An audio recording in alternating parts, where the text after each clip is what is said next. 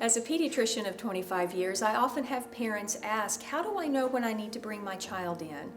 And sometimes it's just a judgment call, but there are a few things that I'd like to bring to your attention that may help you make those decisions. I'll start with the youngest.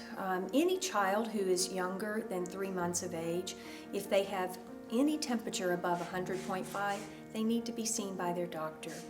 If they're coughing or listless or not feeding well, they need to be seen by their doctor.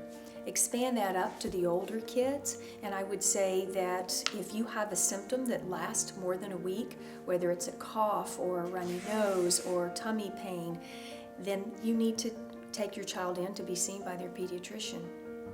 There are certain medical conditions that families just become accustomed to dealing with, such as asthma or diabetes. But it's really important that you don't allow yourself to be lulled into the comfort of, oh, I know how to take care of this. I'm certain that you do if you've dealt with it, but if there's any change in the status of a condition such as that, you need to get your child in. Those kinds of things can be life-threatening if they go too far, and so you need to take serious any change that occurs. During the cold and flu season, our kids are sick, it seems at times to be all winter long. And so how do I know that this runny nose that's been there and been there and been there, and this nagging cough that's been there and been there, when do I take them in? And that can be a challenge, but I would say if you have any acute change, for example, they wake up and all of a sudden their cough sounds different than it has for the last 3 weeks or 4 weeks, then you need to use those changes in status to help alert you to time to take your child in. Obviously, any injury, but I have to say that even as a pediatrician, I let my son walk around with a broken arm for 3 days before I actually took him in because I kept thinking it was okay. So even experienced moms do that, so don't let yourself feel bad about that. But as a pediatrician, I would so much rather a mom who has a worry brings her child in, even if there's not a thing wrong.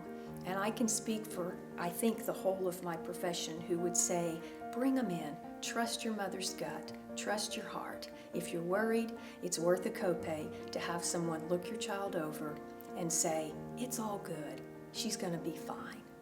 So in the end, just trust yourself, because we're always there for you.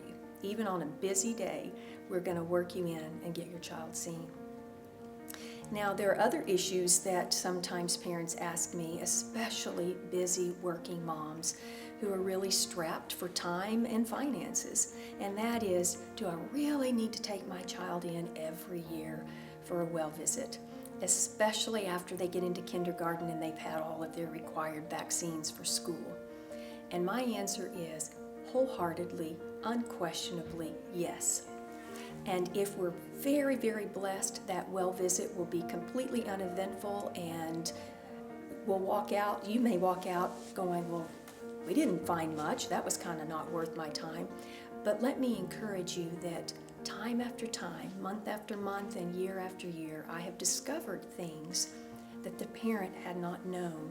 And if we hadn't been there for a well visit, we might not have picked up a serious medical condition, a growth problem, a high blood pressure. These things happen in children as well. So please be encouraged that well visit that seems to be worth nothing may be life-saving or life-changing for your child. So don't count those as a loss or a waste of time.